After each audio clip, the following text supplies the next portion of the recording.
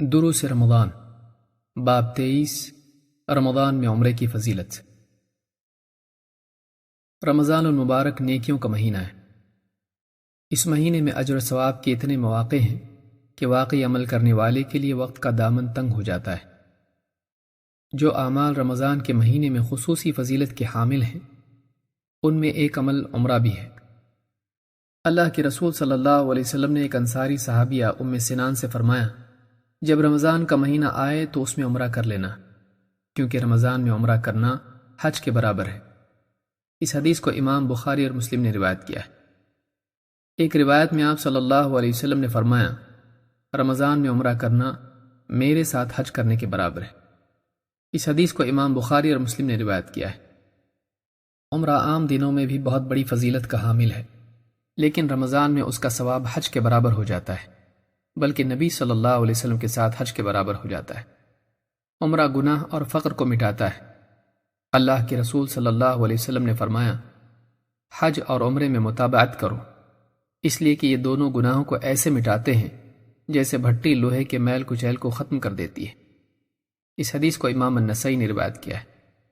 دوسری حدیث میں آپ نے فرمایا، یکے بعد دیگرے حج و عمرہ کرتے رہو، کیونکہ یہ دونوں فقر اور گناہوں کو اس طرح مٹا دیتے ہیں جیسے بھٹی لوہے، سونے اور چاندی کے میل کچیل کو دور کر دیتی ہے۔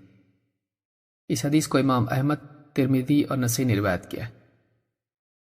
گناہ آخرت میں ذلت کا سبب ہے اور فقر دنیا میں۔ حج و عمرہ ایک کے بعد ایک کرتے رہنا آدمی کو گناہ اور فقر دونوں سے آزاد کر دیتا ہے۔ حج و عمرہ دنیا میں غنا اور آخرت میں مغفرت کا ذریعہ ہے۔ یہ دونوں عمل انسان کے دینی و دنیوی مسائل کا حل ہے۔ لہٰذا رمضان کے مہینے میں خاص طور سے مالداروں کو چاہیے کہ ممکن ہو تو ضرور عمرہ کریں۔ ہاں، یہ حضرات اس بات کا بھی خیال رکھیں کہ ان کا یہ عمرہ فخر اور دکھاوے کے لیے نہ ہو، ورنہ مال کے ساتھ ساتھ اجر بھی ضائع ہو جائے گا۔ حدیث میں حج و عمرے میں متابعت کا ذکر ہے۔ علامہ سندھی فرماتے ہیں کہ اس سے مراد حج کے بعد عمرہ اور عمرے کے بعد حج کا سلسلہ جاری رکھنا ہے۔ متعدد علماء نے یہی بات کہی ہے۔ عمرہ ایک عظیم الشان عمل ہے۔ اللہ کے مبارک گھر کی حاضری اور تمام مراسم کی ادائیگی ایک ایسا عمل ہے جو انسان کے دل کو ان ایمانی کیفیات سے آشنا کراتا ہے جو کہیں اور میسر نہیں ہو سکتی۔ ایک حدیث میں نبی کریم صلی اللہ علیہ وسلم نے فرمایا، اللہ کی راہ کا غازی، حج کرنے والا اور عمرہ کرنے والا، یہ تینوں اللہ کے وفد ہیں۔ یہ وہ لوگ ہیں جنہیں اللہ تعالیٰ نے دعوت دی تو انہوں نے اس کی دعوت قبول کی، اور جب انہوں نے اس سے مانگا تو اس نے بھی انہیں عطا کیا۔ اس حدیث کو امام ابن ماجہ اور ابن حبان نے روایت کیا ہے۔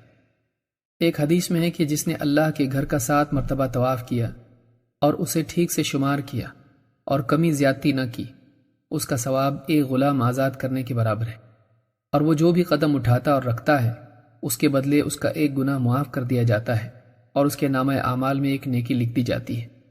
اس حدیث کو امام الترمذی، نسائی اور حاکم نے روایت کیا ہے۔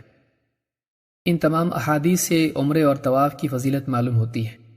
اس سلسلے میں اور بھی فضائل احادیث میں موجود ہیں، لہٰذا اہل ثروت حضرات اس نعمت عظمیٰ سے محروم نہ رہیں، اور ممکن ہو تو رمضان المبارک میں اللہ کے گھر کی حاضری اور عمرے سے ضرور متشرف ہوں۔